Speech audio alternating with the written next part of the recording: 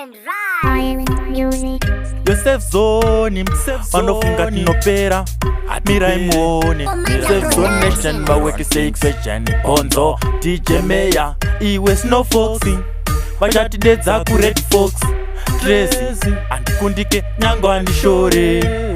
Vanofunga ndiri Pwere ina ndizi Pwere dzakatokwana dzakati kwesere. Avo vanosaiza ngavasaterere vanopatenderera fanika chenjere. Funga ndiri Pwere ina ndizi Pwere dzakatokwana dzakati kwesere. Avo vanosaiza ngavasaterere vanopatenderera fanika chenjere. Chipo changu handidzokere shure, vhurai nzira chivambu vafure. Avo vanovenga ngavasandishure, ini ndinozogumbuka fanika chigure. Ziyai ndizvambure ngoma idzi ndidambure, ndine hukasha kupfura imakure. Inzwai voice rinoita ndishaure.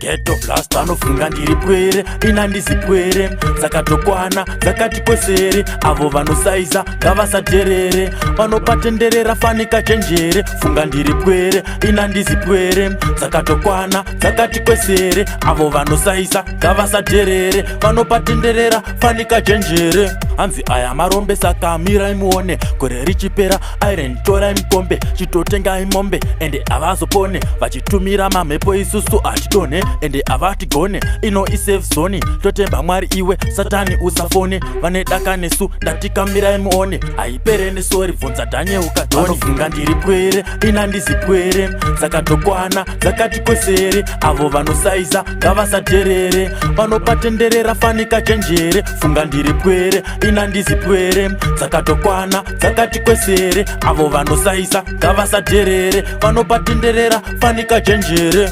Chipo changu handidzokere shure, vhurai nzira chivambu vafure. Avo vanovenga ngavasandishure, ini ndinozogumbuka fanika chigure. Ziyai ndizvambure ngoma idzi ndidambure, ndine hukasha kupfura imakure. Inzwai voice rinoita ndishaure.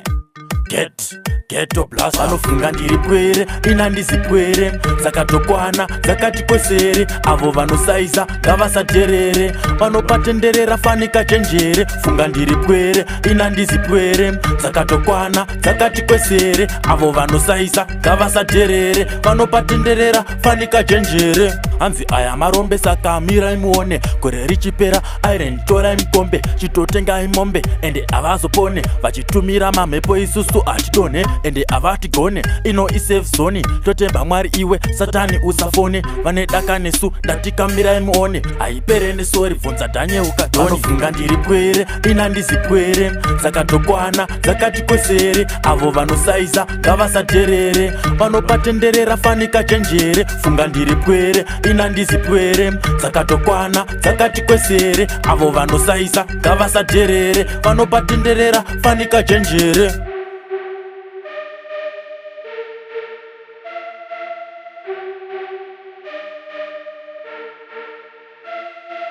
Commander Production.